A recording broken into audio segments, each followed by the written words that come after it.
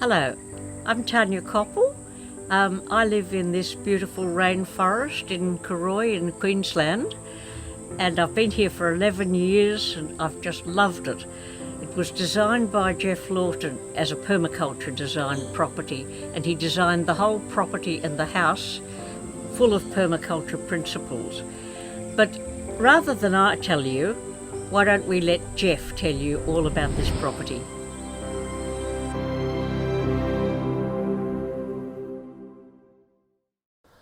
I'd like to give you a bit of information about property purchase. I was in a situation where I downscaled from a 30-acre property to a 5-acre property, and I was on a budget. So I particularly wanted a value purchase, and I was looking for a block of land that was possibly awkward value, but something I could actually design and get a good result out of. Something that could produce some surplus food that I could sell and provide for my own needs. I came across this little property. It was on a hill slope, on a road, and that road sloped down to the north. Now, this was in Australia, so east is over on this side and west over here. So the sun went around the sky this way. So we're on a sun-facing slope. Aspect was good. The slope was not too steep, and it was on a good road frontage. The property boundary set back just from the road, entrance just here, came along, and with 5 acres in size, it was kind of this shape. Nice small property.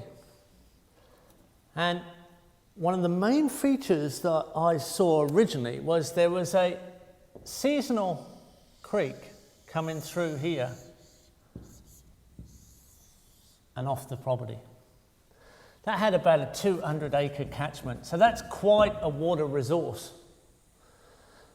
Now, over on this side, there was another dry gully that would run in wet times coming through, and that had about a 40-acre catchment.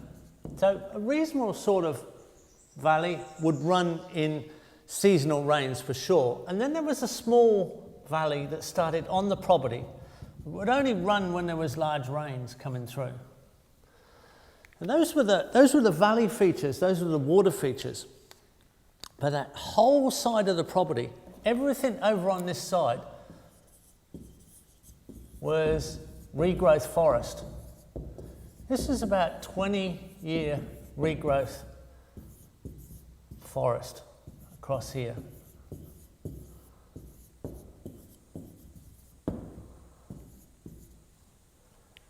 And more or less unusable. You couldn't really use that side of the property because you couldn't get across this valley. This side was all grass and open, something that you could design. Immediately thinking water. Where's the water on this property? I could see that I could put a dam in here. I could put a big dam wall here and make quite a good pond. Quite a sizable dam feature, and use the dam wall as access to the other side. And then there was other possibilities for dams on the other valleys. And because most of the property was unusable and only the front section cleared, it was quite a cheap price. So this is a property I decided to purchase. And the first thing we did, driveway kind of came in like this, had a nice double X entrance driveway. Also had a runoff next to the road here, and that came through under the driveway. So had pipes coming through underneath the driveway. So I had some catchment off the road. So I immediately moved in and said, right, we can put a dam here.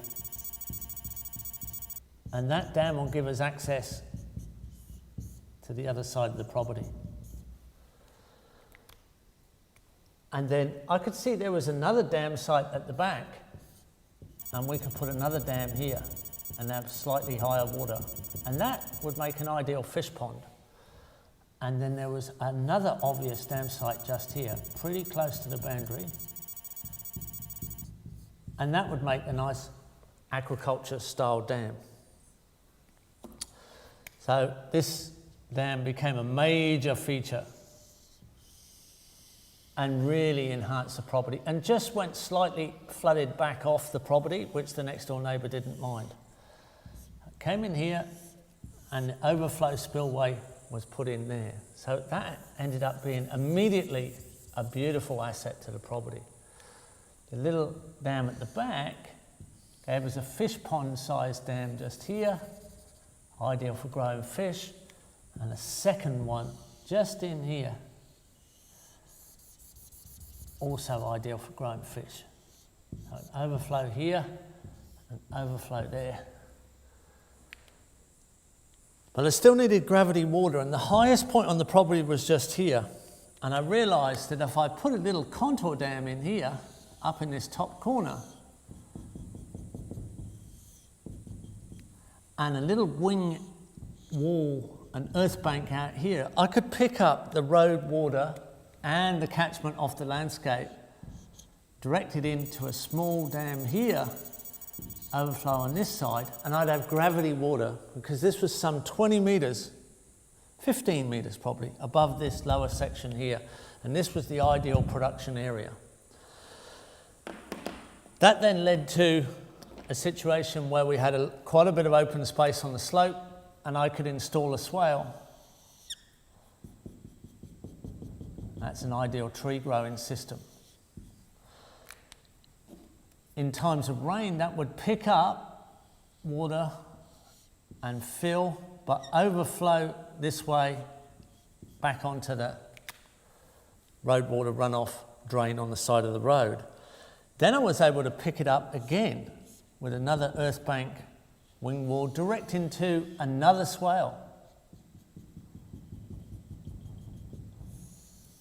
So that gave me 2 lines of trees to put food forest in, and that directed that water when it was in surplus and soaked this swale and overflow there next to the boundary. Well, that allowed, I could just have let that go, and did for quite a while, but that led later to another swale being put in. But with these features in place, I then went ahead and I built my initial dwelling, which was a temporary dwelling just here, and I moved into a small workshop shed, put a water tank on the side, and started to grow my own garden. This area, this lower area, was ideal for growing crops, but it was flat. And because it was flat, and it had really nice gentle slope, almost flat, it also picked up a lot of water off the hill. And this area in the bottom corner started to get a bit boggy. So I decided, well, maybe I could put a long pond in here and turn it into kind of a water feature in the garden. I had a pile of stumps that had come from some of the clearing from the dams. I covered those with the excavated earth to make an earth bank feature, and that was also a bit of a privacy belt, because I could plant that then with trees. So cut out a bit of visuals from the road, and I put up an earth bank and picked up the water off the road again. Well, that quickly filled up and became a beautiful garden feature and overflowed. That overflow was something I didn't want to waste either. I could just put up a banana circle here, but that overflowed. I was able to put up a second banana circle, but that overflowed in wet times too. So I put up a third banana circle. This is quite a lot of bananas, so quite a lot of production. I was then able to put up a small swale at the bottom, and when that overflowed, it eventually went back to the main catchment of the big dam. So now we're getting quite a few features, and it was starting to get quite a lush environment. So here we have whole clumps of bananas around mulch pit circles. We have a nice treed area here, and I was able to run off soakage footpaths on contour off this pond, so nutrient from the pond soaked the gravel footpaths. And there I grew my garden crops. And there was a period of time when I lived for 11 weeks just simply off the garden, producing the vegetables here, fruit trees here, as I started to revegetate the landscape. The next thing I noticed was there was still enough room here to fit one more swale in. So I picked that water up that up until then had just been flowing off on the southern boundary, and I took a level, and the level kind of turned a corner there and just fit it in, and that completed the swaling system on the hill. So running right next to the driveway, picking up any surplus water from the south end, then soaked this whole swale bank, overflowed onto the driveway roadside runoff, underneath the crossing pipe and back into my pond. Now I've really taken the water along a very long route back in to the pond here, and then over through my banana circles and out with the rest of the catchment. So that was more of a inner zone food forest, because it's right next to the driveway and really good visual access. So I had a well-maintained food forest close to the driveway, a more broader food forest going further up the hill. It's starting to vegetate quite nicely. The next thing I realised that I could actually fence the top area. So once I put a fence up here around this top area, then I could keep ducks, put a little duck house right next to the overflow, and I had very, very happy ducks living in this high nutrient situation. Quite a lot of growth, bamboo on the wall, trees around the back of the dam, and water that was now full of duck nutrient.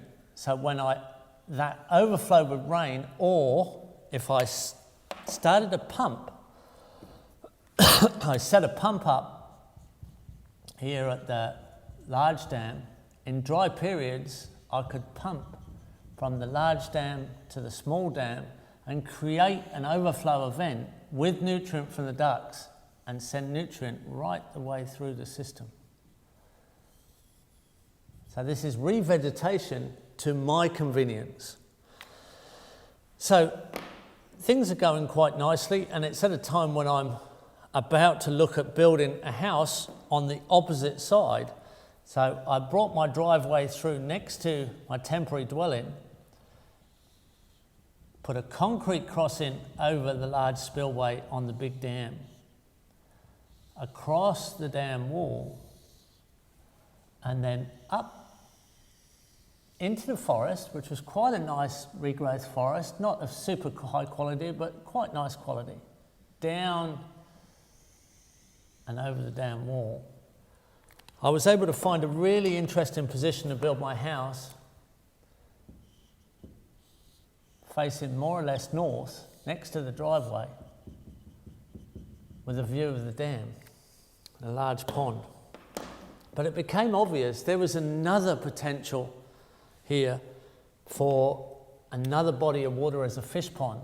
Just here, on the top of this little valley, there was another dam position. And these two ponds would connect together.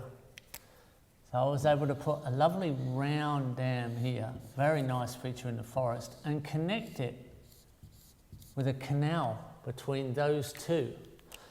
I was able to increase the catchment on this dam by putting an earth bank next to the road, so any water coming off the driveway road track here would be caught and running down the side of the road, would then flick into the dam, increasing its catchment. And with a little speed bump here to stop it going any further, and also slowing traffic, I could link that to another swale just in the edge of the forest here, behind the house, creating quite a lush forested environment. So this swale would also overflow next to the speed bump into this little round dam. overflow here would come round and join back to the valley. But there was another feature that you could see was possible, and that was a connection here. These two dams positions could be connected, and a small fish pond dam could be put in next to the larger dam there, and with a connection between, once this dam got up to 200 millimetres, 8 inches away from overflow, it would connect to this little dam and then overflow back to this little valley and out. Now, you should return the water to the gully catchment. So there was another position here where I was able to run a swale around just inside the boundary of the property. And all these swales are tree growing systems, so around the edge of the boundary there, it just happened to be on contour on the side of the valley. That was another enhanced tree plant in position. So by blocking this spillway or the canal, by putting any kind of block in the canal there, once these dams were full, the water would soak this way. It would only take a 50 millimetre rise in the water for, instead of the water coming this way and going down to our bottom two fish ponds, the top fish ponds would flood the swale and the overflow would go this way. So we got optional overflow positions. We got 4 classic fish ponds in a 20-year-old regrowth food forest. We've got a beautiful little house with a view down across 2 ponds, 2 dam fish ponds, and a canal in between, looking at the sunset. We've got a beautiful enhanced swale behind the house on the shade side, an enhanced tree planting along the western boundary. We've got a gorgeous featured dam. We've got a production area. Now this could be filled in with food forest around the vegetable garden and our little garden pond. Almost complete. I built a jetty out into the larger dam. And we had a swimming feature. I was able to then, I'm more or less complete on water, but there was the possibility of bringing in a little pond here in the ridge point of that dam, of that swale. There was a small featured ridge point pond put in there, and we ended up with 1, 2, 3, 4, 5, 6, 7, 8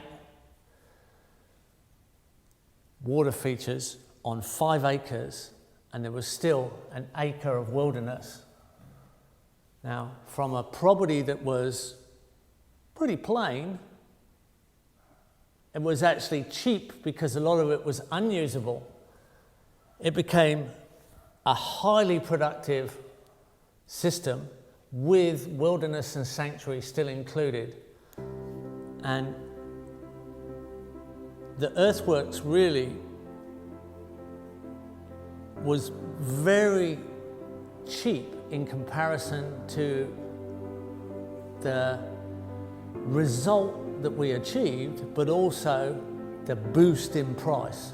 The property went up 4 or 5 times that value in actual price of real estate. And there's easily 1/5, 20% of the landscape in water with great productivity all the way through. So a really long track of water and a slow track of water and an incredible boost in production.